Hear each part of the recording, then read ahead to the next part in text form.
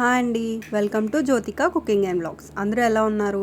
ఈరోజు అయితే నేను చిల్లీ బేబీకార్న్ రెసిపీ చేయబోతున్నాను. దానికి కాంబినేషన్గా వెజ్ ఫ్రైడ్ రైస్ కూడా చూపించబోతున్నాను. దానికోసం ముందుగా ఒక ప్యాన్ని పెట్టుకొని అందులో ఆయిల్ కానీ బటర్ని కానీ వేసుకొని అందులోకి కొద్దిగా జీలకర్ర అలాగే సన్నగా తరిగి పెట్టుకున్న ఉల్లిపాయల్ని కూడా వేసుకొని ఒకసారి ఫ్రై చేసేసుకోండి. ఇందులోకే మనం తీసుకున్న క్యాప్సికమ్ ముక్కల్ని చిన్న ముక్కలుగా కట్ చేసి వేసుకోండి. అలాగే ఇందులోకే కొంచెం క్యారెట్ ముక్కల్ని కూడా వేసేస్తున్నాను. ఇలా వేసుకొని వీటిలోకి ఎన్ని తీసుకున్న క్వాంటిటీకి సరిపోయినట్లుగా పచ్చిమిర్చిని కూడా కట్ చేసుకొని ఇందులోకి వేసుకొని ఒకసారి ఫ్రై చేసేసుకోండి.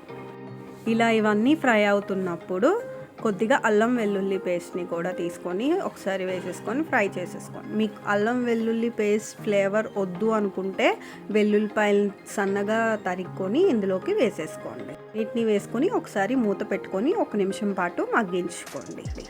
ఇలా కొంచెం బాయిల్ అయిపోయిన వెజిటేబుల్స్ అన్నిటినీ ఒకసారి మిక్స్ చేసేసుకోండి. ఇలా మిక్స్ చేసుకొని బాగా ఇందులోకి రుచికి సరిపడా ఉప్పుని కూడా వేసేసుకోండి. నాకైతే ఇక్కడ 1 టేబుల్ స్పూన్ వరకు సాల్ట్ పడింది. సాల్ట్ ఎక్కువ అవ్వకుండా చూసుకోండి, అయితే మళ్ళీ తర్వాత మనం వేసుకోవచ్చు. అలాగే కొద్దిగా పెప్పర్ పౌడర్ని కూడా నేను ఇందులో వేసేస్తున్నాను.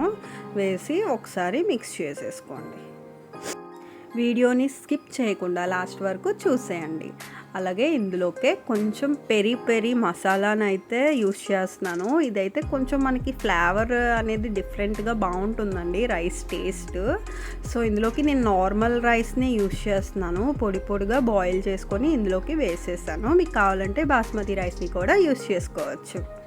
సో రైస్ మొత్తాన్ని వేసేసి ఒకసారి మిక్స్ చేసేసుకోండి. ఇలా బాగా మిక్స్ చేసుకున్న తర్వాత రెసిపీ కోసం బేబీకార్న్ని వాష్ చేసుకొని ఇలా చిన్న పీసెస్గా కట్ చేసేసుకోండి. కట్ చేసుకొని వీటన్నిటిని ఒక బౌల్లోకి తీసుకోండి. తీసుకున్న తర్వాత ఇందులోకే 1 టేబుల్ స్పూన్ వరకు చిల్లీ పౌడర్ని కూడా నేను వేస్తాను. తర్వాత ఇందులోకే 1/2 టేబుల్ స్పూన్ వరకు సాల్ట్ని కూడా వేసేసాను. లేదా 200 గ్రామ్స్ తీసుకున్నానండి బేబీకార్న్. అలాగే ఇందులోకి కొద్దిగా పెప్పర్ పౌడర్ అలాగే కొంచెం జింజర్ గార్లిక్ పేస్ట్ కూడా వేసుకొని వీటన్నిటిని కూడా బాగా మిక్స్ చేసేసుకోండి. ఇలా బాగా మిక్స్ చేసుకోవాలండి. సో వీటన్నిటికీ కూడా ఈ ఫ్లేవర్స్ అన్నీ మిక్స్ అయ్యేలాగా కలిపేసుకోండి. కలుపుకున్న తర్వాత ఇందులోకే 2 టేబుల్ స్పూన్ల వరకు కార్న్ఫ్లోర్ని నేను ఇక్కడ వేసుకుంటున్నాను.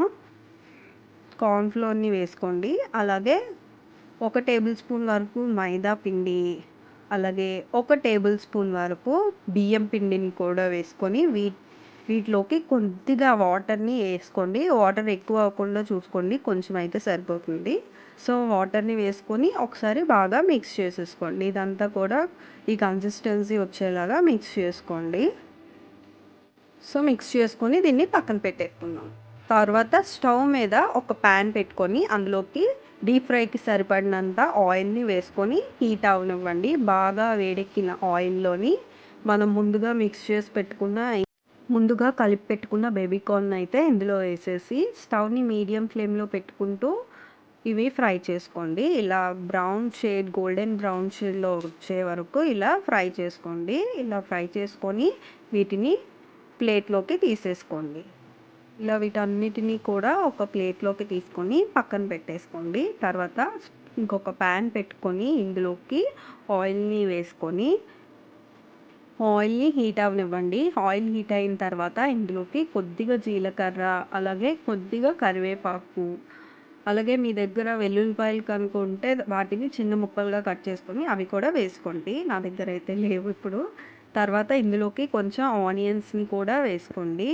ఇలా పెటల్స్లా కట్ చేసుకొని వేసుకోండి. తర్వాత ఇందులోకి కొంచెం అల్లం వెల్లుల్లి పేస్ట్ని అయితే నేను వేసేసాను.